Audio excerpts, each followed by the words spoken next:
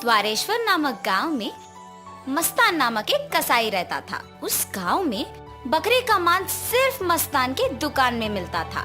इतना ही नहीं, हर शुभ कार्य और दावत के लिए मस्तान के ही दुकान से मांस लाया जाता था। ऐसे एक दिन उस गांव के जमींदार का सेवक मस्तान की दुकान को आता है। हे मस्तान, कल जमींदार के महल में एक बड़ी दावत रखी जा रहा है। उस दावत को बहुत बड़े लोग और अमीर लोग आने वाले हैं। 100 लोगों के लिए खाना बनवा रहे हैं। उसके लिए तुम्हें 15 किलो मांस ताजा काट के कल सुबह 6 बजे को महल लेके आना होगा। पैसे तुम्हें वहीं पे मिलेंगे।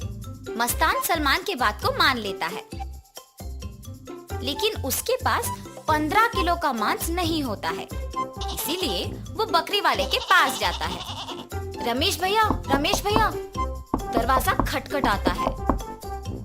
अरे क्या हुआ मस्तान, इस समय पे आए, बात क्या है? जमींदार के घर में दावत के लिए मुझे 15 किलो मांस की जरूरत है। मैंने वचन दिया कि सुबह 6 बजे उनको मांस पहुंचा दूंगा। समय ना होने के कारण मैं अभी तुमसे बकरी खरीदने आया। हाँ, तो ये है बात। ठीक है, 2000 रुपए दे के बकरी ले जाओ। ये क्या भैया, 1000 ही तो है। अब जमींदार के लिए है तो कम से कम 2000 होगा ही ना। अगर तुम्हें नहीं चाहिए तो रहने दो, मैं आराम से सो जाऊंगा। नहीं भैया, मैंने वचन दिया है, अब पीछे नहीं हट सकता। मैं दे दूंगा 2000। ऐसे कहकर 2000 दे के बकरी खरीद के घर चलते हुए सोचता है, जमाए हुए पैसे एक दिन में खर्च हो गए। कोई बात नहीं, जमींदार के दावत के लिए मांस पहुंचाने के बाद पैसे मिलेंगे ना। अभी जल्दी से काम शुरू करके सुबह तक पहुंचा देना होगा। ऐसे सोचकर मांस को साफ करके उसके टुकड़े टुकड़े काट के सारी रात मेहनत करके 15 किलो मांस को तैयार रखता है। अगले दिन सुबह दिए हुए वचन के अनुसार 6 बजे को जमींदार के महल पहुंचता है। भैया, मैं सेवक सलमान के लिए आया हूँ। क्या आपको पता है कि वो कहाँ है? ये सुनकर दूसरा सेवक मस्तान को बाहर इंतजार करने के लिए कहता है। वो मस्तान के हाथ से मांस लेते हुए कहता है कि सलमान को भेजेगा और उसे पैसे मिलेंगे। मस्तान भी उस सेवक का बात मानकर बाहर इंतजार करता है, लेकिन सेवक उसके हाथ में मांस को देख सोचता है, इस 15 किलो मांस से अगर मैं 1 किलो ले लूं तो किसको पता चलेगा? किसी को भी नहीं पता चलेगा। ऐसे उस कवर में से 1 केजी मांस को छुपा के बाकी को देने जाता है। सलमान को देख के कहता है, साहब, मस्तान ने ये आपको देने के लिए कहा है। वो पैसों के इंतजार में बाहर खड़ा है।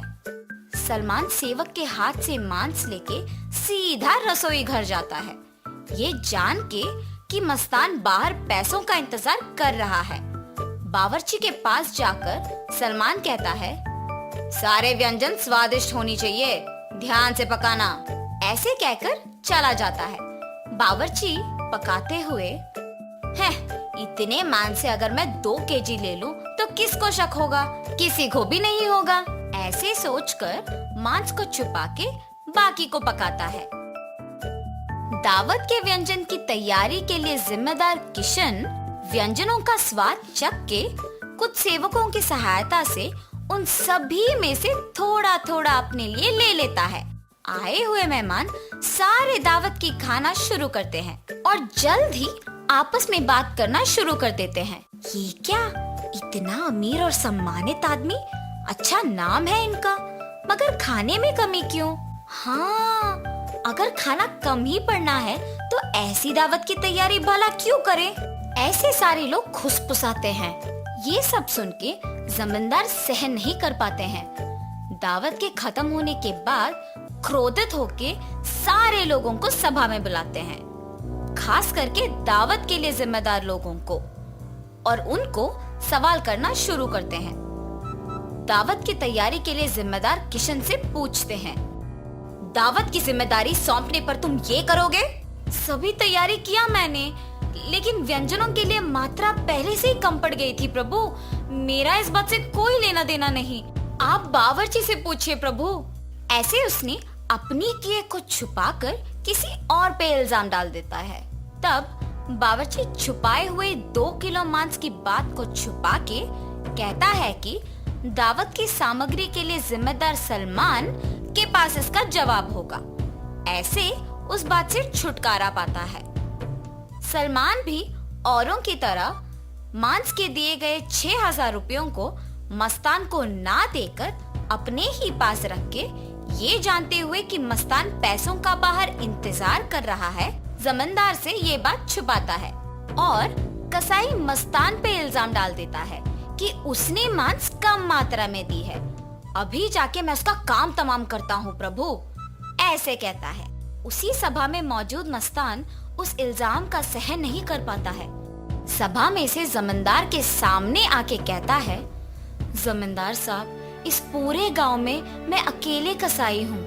पिछले 10 साल से मैं ये व्यापार कर रहा हूँ और इतने साल से आपके घर में हर कार्य और हर दावत पे मैंने खुद मांस दी है, मगर कभी भी ऐसी मुसीबत नहीं आई। आपके घर में दावत का नाम सुनते ही 1000 की बकरी को 2000 में बेचते हैं। सुबह आके मैंने मांस को पहुंचा दिया और आपके सेवक सलमान ने मुझे मांस के पैसों के लिए सुबह से इंतजार करवाया। सलमान को मांस देने के बहाने से एक और सेवक मेरे हाथ से मांस लिया और मुझे बाहर इंतजार करने के लिए कह दिया और ये भी कहा कि वो सलमान को बुलाएगा। उसके बाद इनमें से कोई भी मेरे पास नहीं आया। कृपया मेरा यकीन कीजिए प्रभु, आप ही की दया से जी रहा हूँ। मस्तान, मुझे तुम्हारे बारे में पता है, तुम फिक्र मत करो। सैनिकों, सलमान के कपड़े खोजो, देखो अगर 6,000 रुपए मिलते हैं। खोजने पर सलमान की जेब में 6,000 रुपए मिलते हैं। ऐसे उन सब में से सलमान पकड़ा जाता है। और इतना ही नहीं, किशन जिन सेवकों की सहायता से सभी व्यंजनों से थोड़ा अपने लिए ले लेता है, उनमें से एक सहायक जमींदार को सच कह देता है। बावर्ची का झूठ बैग में रखे मांस कोई सेवक को मिलने पर बाहर आ जाता है और पहला सेवक जिसने 1 किलो छुपा लिया, उसने डर के मारे अपनी गलती मान ली।